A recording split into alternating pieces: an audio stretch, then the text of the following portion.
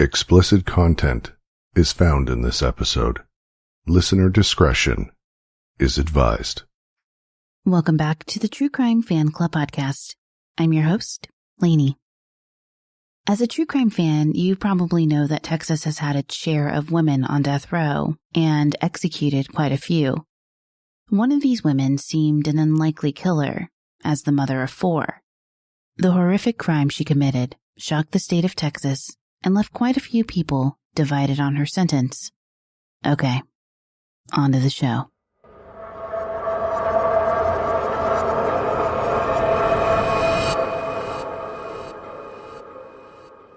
Kimberly Diane Pitts Cargill was born on November 30th, 1966, in Jones County, Mississippi.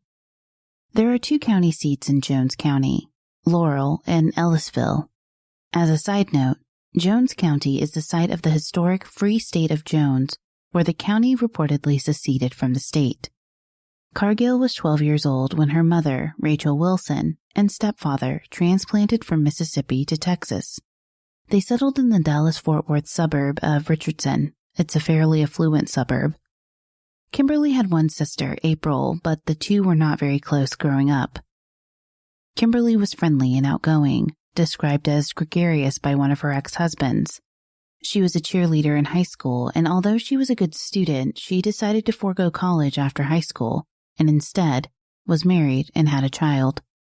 Kimberly was not the easiest person to be married to, and therefore by her mid-20s, she was single and raising her son on her own.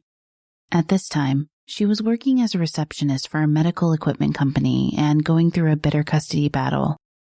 She lost the custody battle, and although she received visitation rights, she was devastated. When a friend wanted to introduce her to Brian Cargill, Kimberly was more than happy to meet him, and so they went on a double-blind date. The two hit it off, and within a year, they were married and expecting a child.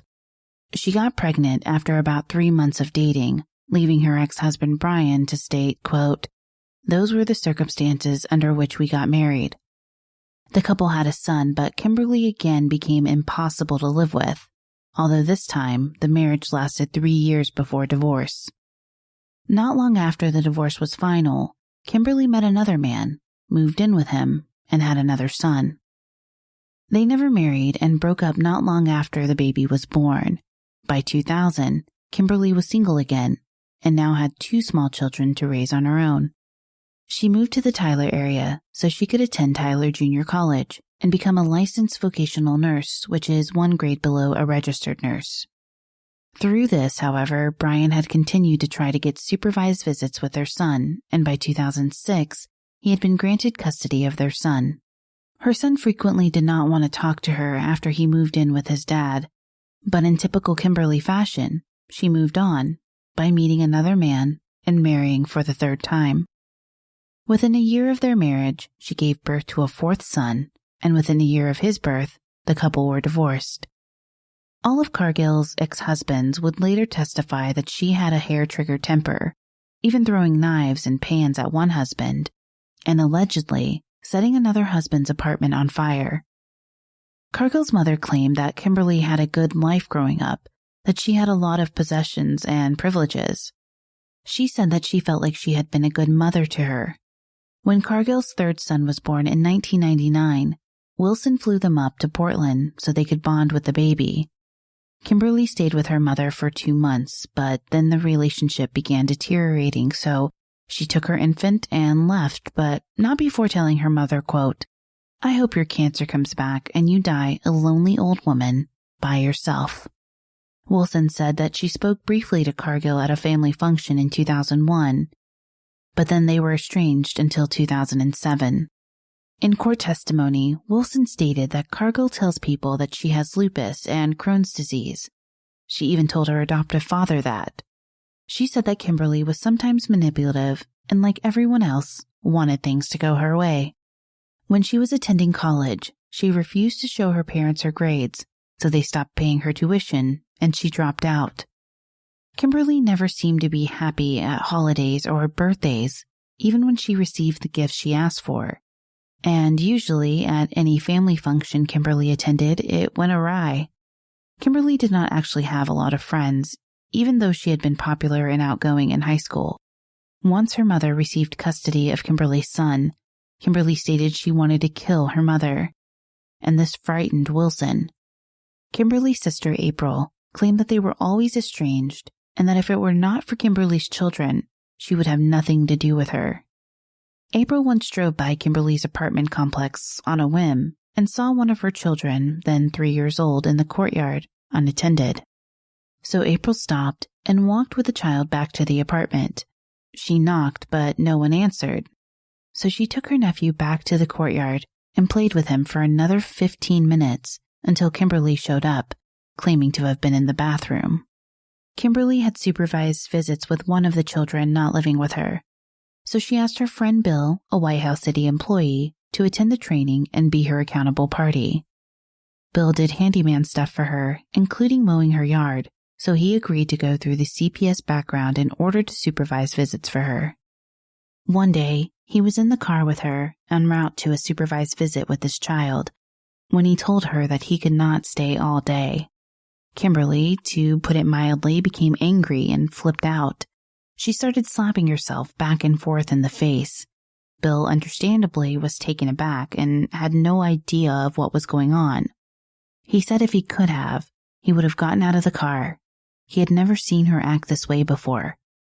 Kimberly had run-ins with people outside her family and friend circle as well.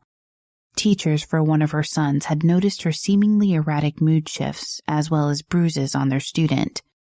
Additionally, the boy flinched at any kind of physical contact. The first night 2 of these teachers met Kimberly was during a meet the teacher or open house night for school. Kimberly became visibly agitated when she realized there was more than one teacher to meet. Later that night, she was crying when she met one of the teachers because another parent had cut in front of her, and she had been waiting in line for a while.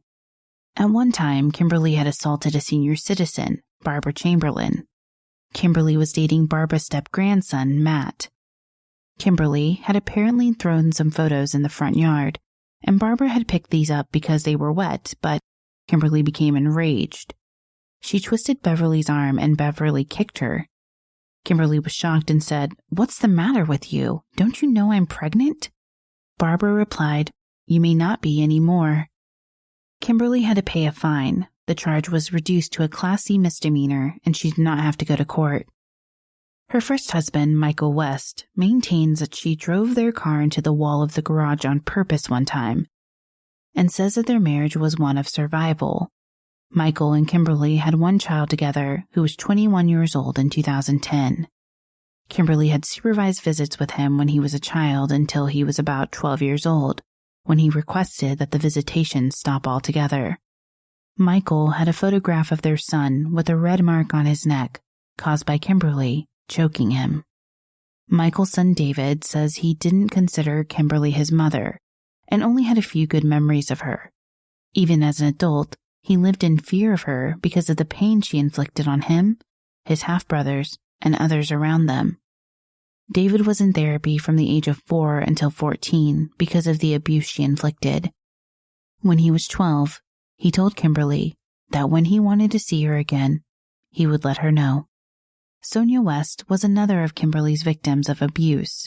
Sonia is Michael's second wife and who David West considers to be his mother. Sonia's daughter, Leanne, was also caught up in one of Kimberly's violent outbursts. One day, as Kimberly was picking up David and Leanne from their house, she was in a hurry, but Leanne was being a child and not moving fast enough to suit Kimberly, so Kimberly picked Leanne up by the arm hard enough to lift her off the ground.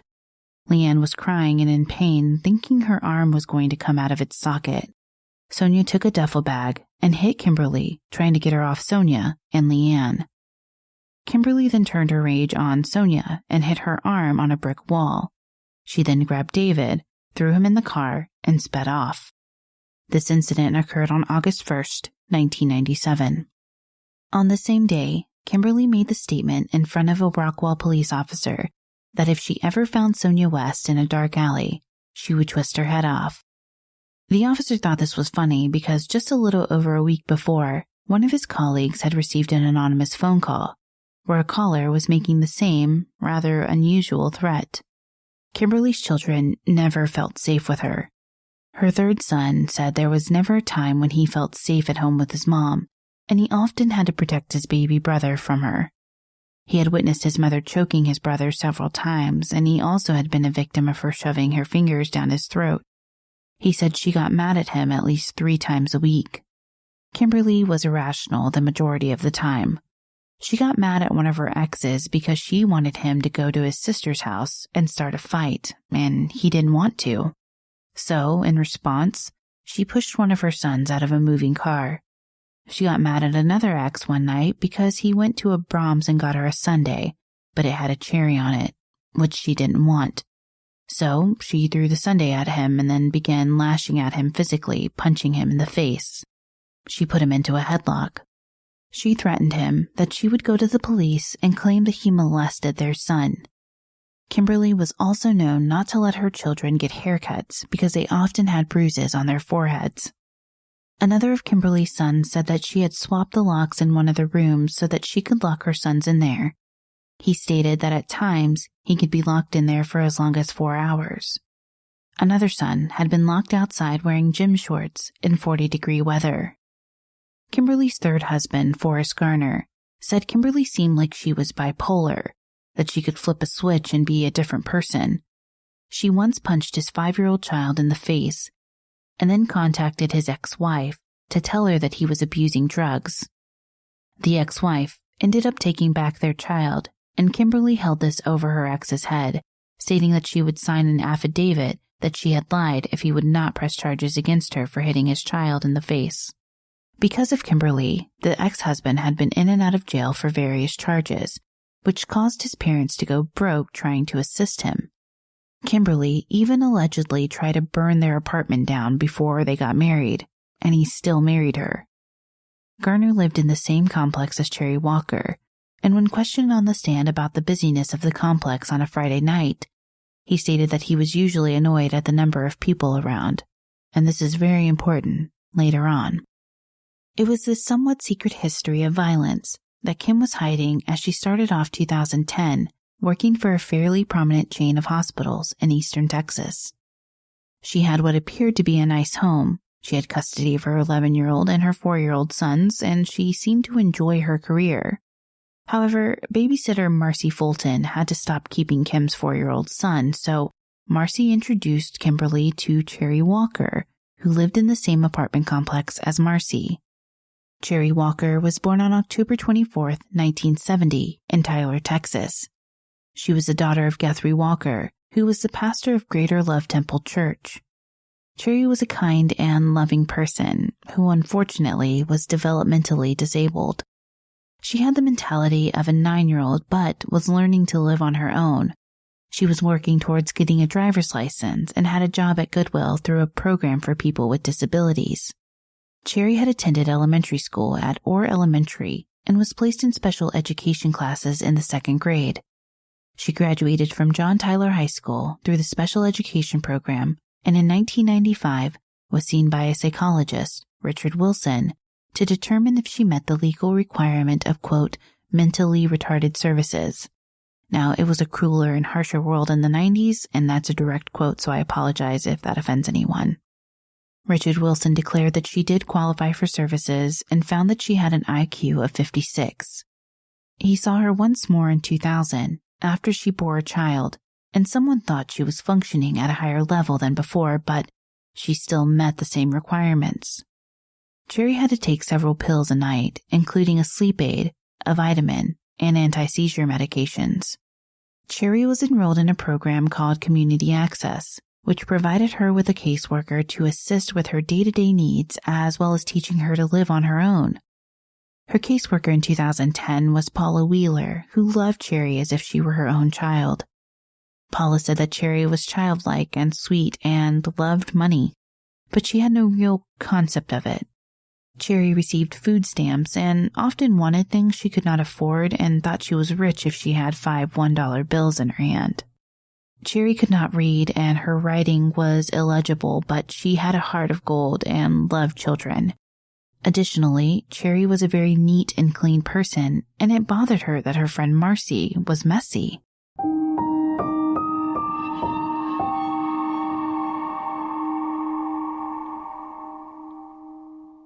I'm going to pause the case right here so you can hear a word from our sponsor.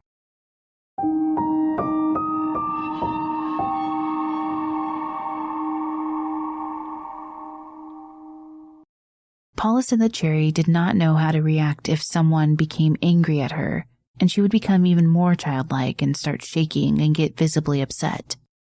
Paula urged Cherie to not watch Kimberly's son, but Cherie liked the extra money and loved the little boy.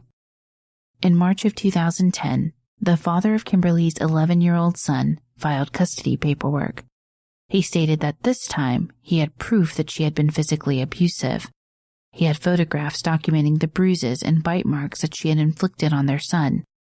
In May of that year, the 4-year-old was removed from the home and placed in the care of Kimberly's mother, Rachel Wilson. A hearing was scheduled to take place in June of 2010. On June 18, 2010, at 10:18 a.m., while Paula Wheeler was at Cherie Walker's house, Cherie was served with a subpoena to testify in the custody hearing for Kimberly's 4-year-old son, Luke. Cherie was confused and then became very upset as Paula explained to her what a subpoena was. Cherie called Kimberly 2 minutes after the subpoena was served and left her a voicemail. Kimberly checked the voicemail at 10:48 and a minute later called Cherie back, talking to her for almost 9 minutes. Now, bear in mind that Kimberly was on duty as an LVN on this day, and according to her supervisor, Patricia McNally, nurses were not supposed to be on their phone during their shift. But barely a minute after hanging up from Cherie, Kimberly called her back, then called her attorney at 11:06 a.m. At 11:07 a.m., Kimberly called Laura Gillespie, an ETMC clinical manager in White House. Kimberly kept Laura on the phone for about 12 minutes and at times was screaming so loudly that Laura could not be heard. Kimberly testified on the stand that she was concerned for the safety of the workers in the clinic.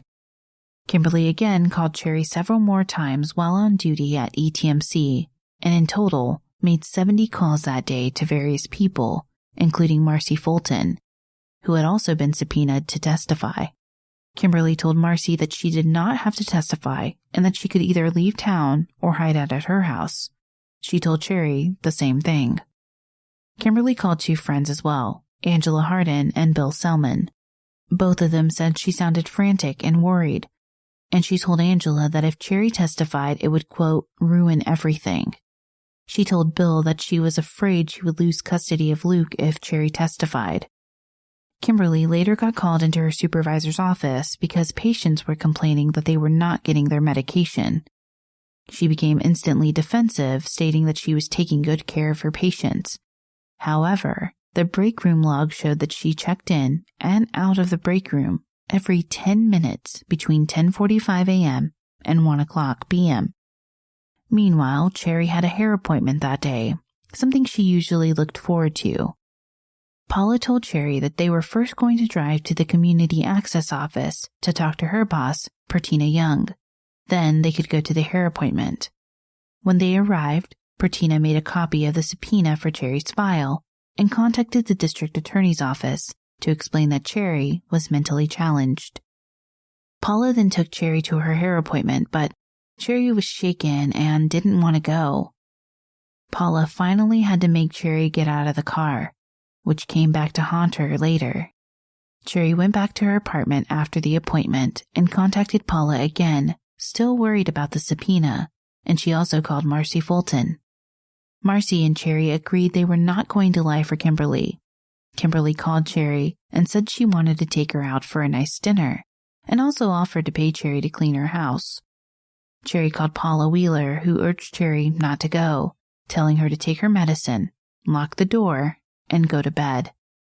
Kimberly clocked out of ETMC at 7:30 p.m., and while on her way to Cherie's apartment, was stopped for speeding by a Chandler police officer, Arthur McKenzie.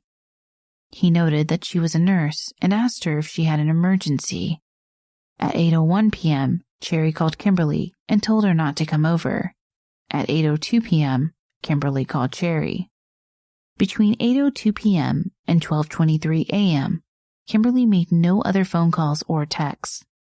Hours after she left ETMC, she received calls from them because she had left 7 charts uncharted. They finally reached her at 12:23 a.m. Phone records show that after June 19th, Kimberly never called Cherie again. On June 19, 2012, at 7:25 a.m., Kimberly's neighbor Lauren ran into her outside. Thinking that this was fairly early for Kimberly, she made the usual neighborly small chit-chat. She said, "What are you doing up so early?" Kimberly said that she was just going to clean out her car. Now, according to Kimberly's friend Bill, Kimberly's car was notoriously nasty inside and out. She had food wrappers all over the car. Bill said that she did not have the time to clean it, but when he ran into her at Burger King later that day, her car was spotless, inside and out. A few hours after she saw her neighbor, Kimberly walked into the White House Police Department under the pretense of asking about her dog that had been missing for 2 months. During the course of the conversation, she asked the officer if it had, quote, been a slow day. Around 3:18 p.m. on June 19th, Bobby Lewis, a Pizza Hut delivery driver, made a wrong turn on a rural road. He pulled into a grassy area to turn around and saw something odd. Bobby stopped the car and as he approached the object, realized that it was a burned body. He only got within 10 to 15 feet of the object before verifying it. He returned to his car, called 911, and remained until police arrived. He stayed at the scene for about 2.5 hours. He said the area was overgrown and that there was ash all around the body. Photographs of the crime scene and the bottom of the victim's shoes show that her shoes were still white, indicating that she had just been dumped there. The location was about 8 to 10 miles from Cherie Walker's apartment. There was no identification on the body, and the police had no idea who it was. The next day, the news ran an item about it, and Cherie Walker's father, Guthrie, realized it might be his daughter, who had not been at church that morning, which was very unusual. He contacted the police and told them, quote, "I think that's my daughter." They were able to obtain dental records and confirmed her identity. The body belonged to Cherie. The first suspect was Cherie's friend/boyfriend, Joseph Mayo. He met Cherie at Goodwill, where they both worked. He had also tried out for American Idol, and the police brought him in for questioning and told him to come clean, but he had an alibi, and there was video footage. He was singing karaoke at a local bar. Joey said that Cherie always believed in him, and they loved watching scary movies together. This brought the investigators back to square one, until they received a phone call from Paula Wheeler, who said she knew exactly who killed Cherie Walker. Police were taken aback by her confidence, but she explained all she knew about Kimberly Cargill and the events that took place after the subpoena was served. This put Kimberly on the detectives' radar. They obtained a search warrant for her car and her house. The car, as previously mentioned, was spotless. The house, although not yielding any evidence relevant to the case, did show investigators how disgusting Kimberly was and substantiated reports that her car usually looked the same way. They stated that apparently the bathtub was being used as a trash can, and the master bedroom was strewn with trash, including fast food bags, creamer wrappers, and other types of trash. On June 24th, 2 days after her car was searched, Kimberly was arrested on charges of injury to a child. These charges stemmed from the abuse allegations her ex-husband had made about their 11-year-old son. While she was in custody for this, investigators obtained a DNA sample. They wanted to compare the DNA they had found at the crime scene on a creamer wrapper from Burger King. Additionally, one of Kimberly's friends came forward and stated that she had received a call from Kimberly after Cherie's body had been found. Kimberly was distressed and stated that her babysitter had been found burning in a field, which was puzzling because at this time, Cherie's name had not been released. Confirming Kimberly's identity was the DNA. It proved to be a match. On July 29th, police arrested Kimberly for the murder of Cherie Walker. She would not go to trial until May 7th, 2012. During the trial, evidence was presented as to Cherie Walker's epilepsy, since this was the foundation of the defense's case. Dr. Meredith Land, the medical examiner who had conducted the autopsy on Cherie on June 20th, maintained that the cause of death was homicidal, although the means were unknown. She found evidence consistent with asphyxiation. There were abrasions on her forehead and cheeks consistent with being dragged over gravel, but it appeared that she was on a sheet or something else while being dragged. There was no evidence of soot or ash in her lungs, indicating that she was no longer breathing when she was burned. Cherie had no defensive wounds, but had numerous bruises to indicate that someone purposely assaulted her and caused bodily injury. In particular, there were bruises to the left side of Cherie's face and head. Land reviewed Cherie's medical records and found that she had unspecified epilepsy. Cherie had said twice in 2010 that she had seizures, but when questioned by her doctor, she denied any symptoms associated.